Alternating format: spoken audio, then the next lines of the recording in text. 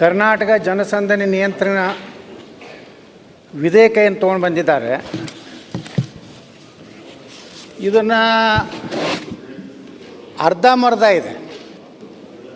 ಪೊಲೀಸರಿಗೆ ಹೆಚ್ಚು ಅಧಿಕಾರಗಳನ್ನು ಕೊಡೋದು, ಯಾರು ಜನಪರ ಹೋರಾಟ ಮಾಡ್ತಾರೆ, ಯಾರ ಜನರ ಸಮಸ್ಯೆಗಳ ಸಲುವಾಗಿ ಸರ್ಕಾರದ ಗಮನ ಸೆಳೆಯೋಕ್ಕೆ ಇವತ್ತೇನು ಹೋರಾಟ ಮಾಡ್ತಾರೆ ಅದನ್ನು ಹತ್ತಿಕ್ಕುವಂಥ ಒಂದು ಬಿಲ್ಲು. ಇದರಿಂದ ಏನಾಗ್ತದೆ ಅಂತಾರೆ ಅಧ್ಯಕ್ಷರೇ, ಇವತ್ತು ಶಾಂತ ರೀತಿಯಿಂದ ಒಂದು ಹೋರಾಟ ನಡೆದಿರ್ತದೆ. ಆಡಳಿತ ಪಕ್ಷ ಇವತ್ತು ಕಾಂಗ್ರೆಸ್ ಇರ್ಬೋದು, ಬಿ ಜೆ ಪಿ ಇರ್ಬೋದು, ಅದನ್ನು ಹೇಳಕ್ಕೆ ಹೋಗೋದಿಲ್ಲ. ಯಾವ ಆಡಳಿತದಲ್ಲಿರುವಂಥವ್ರು ಹೇಳಿಬಿಡ್ತಾರೆ ಅಲ್ಲಿರುವಂಥ ಅಧಿಕಾರಿಗೆ ಇದನ್ನೇನಾದರೂ ಮಾಡಿ ಇದನ್ನು ಬಗ್ ಬಡಿಬೇಕು, ಇವ್ರನ್ನೆಲ್ಲ ಕೇಸ್ ಹಾಕಬೇಕು, ಇವ್ರಿಗೆ ಜೀವಾವಧಿ ಶಿಕ್ಷೆ ಹಂಗಂಗೆ ಏನು ಮಾಡಬೇಕು ಅನ್ನೋಂಥದ್ದು ಹೇಳಿಬಿಡ್ತಾರೆ. ಅಂಥ ಅಧಿಕಾರಿ ಒಬ್ಬ ಯಾರೇ ಕೇವಲ ಆಡಳಿತ ಪಕ್ಷದವ್ರು ಮಾತು ಕೇಳುವಂಥ ಅಧಿಕಾರಿಯಲ್ಲಿ ಏನಾದರೂ ಇದ್ದರೆ ಬಹುಶಃ ಜನಪರ ಹೋರಾಟ ಮಾಡಬಾರ್ದು ಅನ್ನೋಂಥದ್ದೇ ಉದ್ದೇಶ ಇದೆ ಅನ್ನೋಂಥದ್ದು ಆಗ್ತದೆ. ಇದು ಬ್ರಿಟಿಷರಿಗಿಂತ ಹೆಚ್ಚು ಕಠಿಣ ಕಾನೂನು. ಇದು ಅಪಾಯಕಾರಿ. ಯಾಕೆ ನಾವು ಜನಪರ ಹೋರಾಟ ಮಾಡ್ತಾ ಇರ್ತೀವಿ ಕುಡಿ ನೀರಿನ ಸಮಸ್ಯೆ ಸಲುವಾಗಿ, ದೇಶದ ಹಿತದೃಷ್ಟಿಯಿಂದ. ಇವತ್ತು ಮಾನ್ಯ ಗೃಹ ಸಚಿವರು ಬೆಳಗಾವಿಯ ಹೋರಾಟದ ಬಗ್ಗೆ ಪ್ರಸ್ತಾವ ಮಾಡಿದ್ರು. ಅದು ನಮ್ಮ ಹೋರಾಟ, ಒಂದು ಸಮುದಾಯ, ಲಿಂಗಾಯತರ ಒಂದು ಸಮುದಾಯದ ಹೋರಾಟ. ಅಲ್ಲಿ ಒಬ್ಬ ಹಿರಿಯ ಪೊಲೀಸ್ ಅಧಿಕಾರಿ ಬಂದು ಬಿನ್ ಡ್ರೆಸ್ನಲ್ಲಿ ಬಂದು ಲಾಠಿ ಚಾರ್ಜ್ ಮಾಡಬೇಕಾದಂಥ ಏನೇನು ಪೂರ್ವ ಕ್ರಮಗಳನ್ನು ಕೈಗೊಳ್ಳದೆ ಅದಕ್ಕೆ ಆದಂಥ ಒಂದು ಪ್ರೊಸೀಜರ್ ಇದೆ. ರಾಷ್ಟ್ರೀಯ ಮಾನವ ಹಕ್ಕು ಮಂಡಳಿಯವರು ಯಾವುದೇ ಒಂದು ಲಾಠಿ ಚಾರ್ಜ್ ಮಾಡಬೇಕಾದ್ರೆ ಇವೆಲ್ಲ ಪ್ರೊಸೀಜರ್ಗಳನ್ನು ಫಾಲೋ ಮಾಡಿದ ಮೇಲೆ ನಿಯಂತ್ರಣ ಆಗುವುದಿಲ್ಲ, ನಮ್ಮ ಕಂಟ್ರೋಲ್ ದಾಟಿ ಹೋಗಿದೆ, ಸಿಕ್ಕಾಪಟ್ಟೆ ಬಸ್ಸುಗಳಿಗೆ, ಸಾರ್ವಜನಿಕ ಆಸ್ತಿಗಳಿಗೆ ಬೆಂಕಿ ಹಚ್ತಾ ಇದ್ದಾರೆ ಅನ್ನೋಂಥದ್ದು ಆ ಸ್ಪಾಟ್ ಆಗಿರುವಂಥ tahsildar, assistant commissioner, deputy commissioner ಅವರಿಗೆ ಕನ್ವೀನ್ಸ್ ಆದಮೇಲೆ ಇಡೀ ಆವರಣದಲ್ಲಿರುವಂಥ ಎಲ್ಲ ಜನರಿಗೂ, ಏನು ಜಿಲ್ಲಾಧಿಕಾರಿ ಆಗಲಿ, ಅಸಿಸ್ಟೆಂಟ್ ಕಮಿಷನರ್ ಆಗಲಿ, ತಹಸೀಲ್ದಾರ್ ಆಗಲಿ, ಏನು ಸೂಚನೆಯನ್ನು ಕೊಡ್ತಾ ಇದ್ದಾರೆ ಎಲ್ಲರ ಕಿವಿಗೆ ಬೀಳುವ ರೀತಿಯಲ್ಲಿ ಇವತ್ತು ಘೋಷಣೆ ಮಾಡಿ ನಾನು ಲಾಠಿ ಚಾರ್ಜ್ಗೆ ಆದೇಶ ಮಾಡ್ತಾ ಇದ್ದೇನೆ ಅನ್ನೋಂಥದ್ದು ಹೇಳಬೇಕಾವು. ಆದರೆ ಅಧ್ಯಕ್ಷರು ಏನಾಗ್ತಾ ಇದೆ, ಒಂದು ಹೋರಾಟವನ್ನು ಇದೇ ಬ್ರಿಟಿಷರು ಇದೇ ಮಾಡಿದ್ರು. ಈಗ ಬಿಲ್ಲಿಗೆ ಸಂಬಂಧ ಮಾತಾಡಿ, ನಾ ಬಿಲ್ಲಿಗೆ ಸಂಬಂಧಪಟ್ಟಿದೆ ಇದನ್ನು ಬಿಟ್ಟು ನೋಡ್ರಿ ಅಧ್ಯಕ್ಷರೇ, ನೀವು ಎಲ್ಲ ಈ ಕಂಡೀಷನ್ ಹಾಕ್ತಾ ಇದ್ದಾರೆ ಇವರೆಲ್ಲ. ಹೇಳಿ 10 ದಿವಸ ಮೊದಲು ಹೇಳಬೇಕು, 7,000 ಸೇರ್ತಾರೋ 70,000. ನೋಡ್ರಿ ಅಧ್ಯಕ್ಷರೇ, ಯಾವುದೇ ಹೋರಾಟಗಾರರಿಗೆ ಎಷ್ಟು ಜನ ಸೇರ್ತಾರೋ ಅಂದಾಜು ಯಾರಿಗೂ ಇರುವುದಿಲ್ಲ. ಯಾಕಂದ್ರೆ ಒಂದೊಂದು ಹೋರಾಟ ಹೆಂಗೆ ಮೂವ್ಮೆಂಟ್ ತೊಗೋತಾ ಅಂದರೆ, ಇವತ್ತು ರೈತರು ಹೋರಾಟ ಆಗ್ತದೆ. ನಾವೇ ಒಂದು ಬಿಜಾಪುರನಾಗ ಒಂದು ಹೋರಾಟ ಮಾಡಿದ್ದೀವಿ. ಬರೀ ನಮ್ಮ ಯಾವ ಪ್ರಾರಂಭದ ಹಂತದಲ್ಲಿರುವಂಥ ಹೋರಾಟ ಒಂದು 200 ಮಂದಿ ಇದ್ದರು. ಮಧ್ಯದಲ್ಲಿ ಬಂದಾಗ ಗಾಂಧಿ ಚೌಕಿಗೆ ಬಂದಾಗ 25,000 ಜನ ಆದರು. ಇದು ಯಾವ ಆಧಾರದ ಮೇಲೆ ಇವತ್ತು ಪರ್ಮಿಷನ್ ತೊಗೊಂಬಂದು 7,000 10,000 ಅಂತ ಹೇಳ್ತಿರಲ್ಲ ಅಧ್ಯಕ್ಷರೇ. ಇದನ್ನು ಯಾವ ರೀತಿ ಅಂದಾಜು ಮಾಡಲಿಕ್ಕೆ ಯಾವುದೇ ಹೋರಾಟಗಾರಿಗೆ ಇವತ್ತು ಸಾಧ್ಯ ಇಲ್ಲ.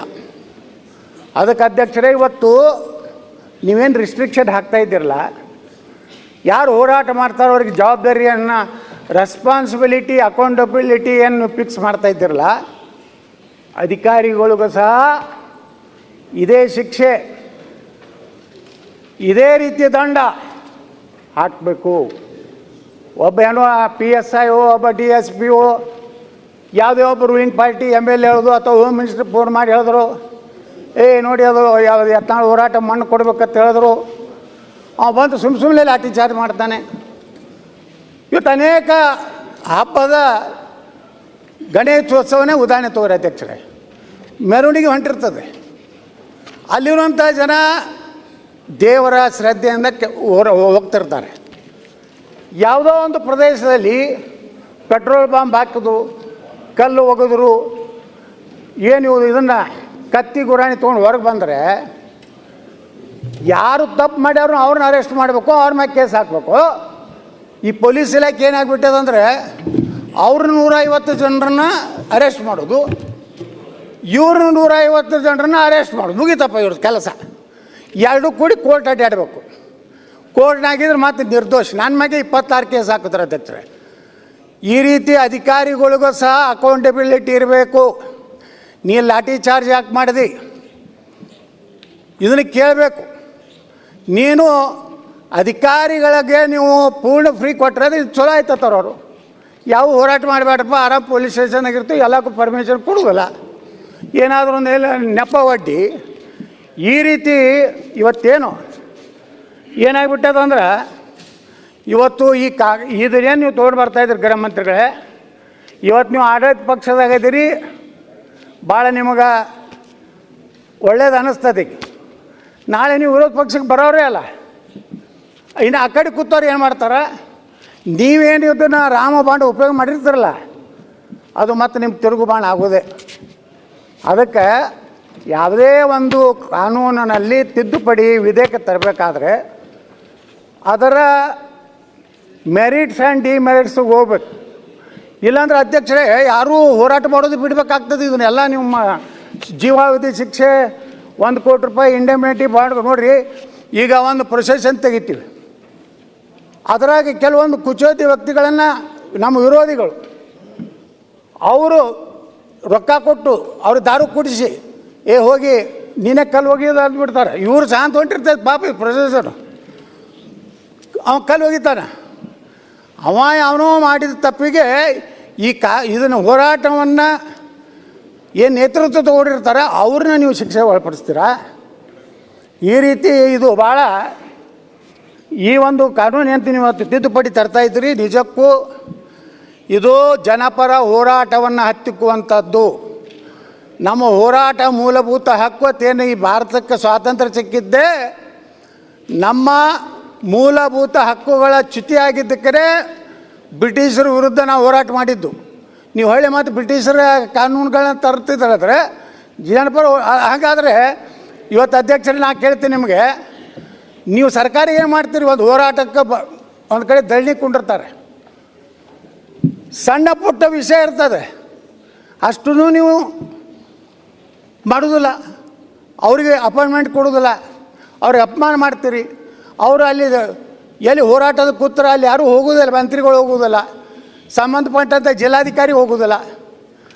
ಅದು ಆಕ್ರೋಶ ಹೆಚ್ಚಾಗಿ ಒಂದು ಜನರಲ್ಲಿ ನಮ್ಮ ಇವತ್ತು ನಮ್ಮದೇ ನೀರಾವರಿ ಹೋರಾಟ, ನಾಳೆ ಆಲ್ಮಟ್ಟಿಗೆ ಸರಿಯಾಗಿ ನೀವು ಹಣ ಕೊಡದೇ ಇದ್ದರೆ ಹೋರಾಟ ಚಾಲು ಆಗ್ತದೆ, ಲಕ್ಷಾಂತರ ಜನ ಸೇರ್ತಾರೆ. ಅವಾಗ ನೀವೇನು ಮಾಡ್ತೀರಿ? ಅಮಾಯಕರ ಮ್ಯಾಗ ಗೋಲಿಬಾರ್ ಮಾಡ್ತೀರಿ. ಅದಕ್ಕೆ ನಾ ಗೃಹ ಮಂತ್ರಿಗಳಿಗೆ ಹೇಳೋದು, ನೀವು ಹೆಂಗಂದ್ರೆ ಚಾಲ್ಟಿ ಬಿಗನ್ಸ್ ಫ್ರಾಮ್ ಅವ್ರ ಹೋಮ್ ಅಂತ. ಮೊದಲು ನೀವು RCB ಒಳಗೆ ನೀವು ಯಾರ್ಯಾರು ಇದ್ದೀರಿ ಅಪರಾಧಿಗಳು, ಮೊದಲ ಈ ಕೇಸು ಮೊದಲೇದ್ದು ಸರ್ಕಾರ ಮ್ಯಾಗನೇ ಇದು ಕೇಸ್ ಹಾಕ್ಬೇಕು. ನಾನು ಕೇಳಿದೆ, ಅಲ್ಲಿ ಹೋಗಿ ಪ್ರಚೋದನೆ ಮಾಡೋದು, ಆ ಕಪ್ಪಿಗೆ ಬೆಲ್ಲ ಕೊಡೋದು, ಅವ್ರ ಮ್ಯಾಗೆ ಹಗಲ ಮ್ಯಾಗೆ ಹಾಕೋದು, ಅಲ್ಲಿ ಸಾಯ್ತಿರ್ತಾರೆ, ಇಲ್ಲಿ ಬೆಲ್ಲ ಕೊಟ್ಕೋತಾರೆ ಕಪ್ಪಿಗೆ. ಇಂಥದನ್ನು ಮಾಡಿ ಅದರಿಂದ ಮರೆ ಮಾಚಲಿಕ್ಕೆ, ಮೊನ್ನೆ ಆದಂಥ ಘಟನೆ ಮರೆ ಮಾಚಲಿಕ್ಕೆ ಇದೊಂದು ಏನೋ ತಂದು ತನಕ ಉತ್ತರ ಕೊಟ್ಟಿಲ್ಲ ಸರ್ಕಾರ RCBಗೆ. ಆದರೆ ಪೊಲೀಸ್ ಅಧಿಕಾರಿಗಳು ಹೇಳಿದರು, ಬೇಡಪ್ಪ ಇಷ್ಟು ಬೇಗನೆ ಇಂಥ ದೊಡ್ಡ ಕಾರ್ಯಕ್ರಮ. ಪೊಲೀಸ್ ಹೇಳಿದ್ರು ಸಹಿತ, ಪೊಲೀಸ್ ರಿಪೋರ್ಟ್ ಇದ್ದರೂ ಸಹಿತ ಕೇವಲ ಸರ್ಕಾರದ ಒತ್ತಾಯಕ್ಕಾಗಿ ಆ ಯುವಕರನ್ನ ನಮ್ಮ ಪಾರ್ಟಿಗೆ ಸೆಳೆದುಕೊಳ್ಳಲಿಕ್ಕೆ ಮಾಡಿದಂಥ RCBಯಿಂದ ಇವತ್ತು ಅಧ್ಯಕ್ಷರೇ ಈ ಹೋರಾಟಗಳನ್ನು ಹಕ್ಕುವುದು ಏನಿದೆ ಅದನ್ನು ಹತ್ತಿಕ್ಕುವಂಥ ಕೆಲಸ ಮಾಡದೆ ತಾವು ಗಂಟಿ ಹೊಡೆಯದೆ ಸ್ವಲ್ಪ ಸಮಾಧಾನ ಆಗಿ ಕೂತ್ರೆ ಎಲ್ಲ ಕೇಳಿಸ್ತದೆ ಅಧ್ಯಕ್ಷರೇ. ಅದಕ್ಕೆ ಯಾಕೆ ಹೇಳ್ತಾ ಇದ್ದೀನಿ ಅಂದರೆ, ತಾವು ಯಾರು ತಪ್ಪು ಮಾಡಿರ್ತಾರಲ್ಲ, ಯಾರು ಆ ಹೋರಾಟದಲ್ಲಿ ಕಲ್ಲು ಒಗೆಯುವಂಥ ಕೆಲಸ ಯಾರು ಮಾಡಿರ್ತಾರಲ್ಲ ಅವ್ರ ಮ್ಯಾಗೆ ಆ್ಯಕ್ಷನ್ ಆಗಬೇಕು. ಹಾಗಾಗಿ ಪೊಲೀಸ್ ಆಫೀಸರ್ ತಪ್ಪು ಮಾಡಿದ್ರೆ ಅವ್ರಿಗೆ ಆ್ಯಕ್ಷನ್ ಆಗಬೇಕಲ್ಲ, ಅವನಿಗೂ ಡಿಸ್ಮಿಸ್ ಆಗಬೇಕು, ಅವನಿಗೂ ಪೆನಾಲ್ಟಿ ಆಗ್ಬೇಕು, ಅವ್ರಿಗೂ ಶಿಕ್ಷೆ ಆಗ್ಬೇಕಲ್ಲ, ಅದನ್ನು ಪ್ರಯೋಜನ ಮಾಡಿರಿ ನೀವು. ಶಾಂತ ರೀತಿ ಹೋರಾಟವನ್ನು ಹತ್ತಿಕ್ಕುವಂಥ ಕೆಲಸ ಮಾಡದಂಥ ಸುಮ್ಮನೆ ಲಾಠಿ ಚಾರ್ಜ್ ಮಾಡೋದು, ಎಲ್ಲ ಗೇಟ್ ಬಂದ್ ಮಾಡಿಬಿಡೋದು, ಒಂದೇ ಗೇಟ್ ಚಾಲು ಇಡೋದು. ಅರೇ ಒಂದು ದೊಡ್ಡ ಗ್ರೌಂಡ್ ಐತಂದ್ರೆ ಎಲ್ಲ ಗೇಟ್ಗಳು ಓಪನ್ ಇರಬೇಕು. ಇಟ್ಟು ಕಾಮನ್ ಸೆನ್ಸ್ ಇರೋದಿಲ್ಲ ಇವರಿಗೆ. ಮೊನ್ನೆ ಆಗಿದ್ದೇನೆ RCBಯಲ್ಲಿ, ನಮ್ಮ ಬಿಜಾಪುರನಾಗ ಒಂದು ಘಟನೆ ಆಯ್ತು ಅಧ್ಯಕ್ಷರೇ. ಸೇಮ್ ಎಲ್ಲ ಕಡೆ ಗೇಟ್ ಹಾಕೋದು, ಒಂದು ಕಡೆ ಗೇಟ್ ಹೆಂಗೆ ನೋಡಿರಿ, ಇಷ್ಟು ಜನ ಇದ್ದಾಗ ಅವ್ರಿಗೆ ಈಸಿ ಮೂವ್ಮೆಂಟ್ ಆಗುವಂಥದ್ದು ಇರಲಾರ್ದಕ್ಕೆ ಅದಕ್ಕೆ ತಪ್ಪು ಪೊಲೀಸ್ ಅಧಿಕಾರಿಗಳದ್ದು ಇರ್ತದೆ. ಅಂಥ ಪೊಲೀಸ್ ಅಧಿಕಾರಿಗಳಿಗೂ ದಂಡನಾರ ಅಪರಾಧ ಅನ್ನುವಂಥದ್ದು ಇದ್ರಾಗ ಸೇರಿಸ್ಬೇಕಂತೇಳಿ ನಾವು ವಿನಂತಿ ಮಾಡಿಕೊಂಡು ಈ ಬಿಲ್ಲಿಗೆ ನನ್ನ ಸಹಮತ ಇಲ್ಲ ಅಂತೇಳಿ ನಾನು ಮಾತು ಮುಗಿಸ್ತೇನೆ.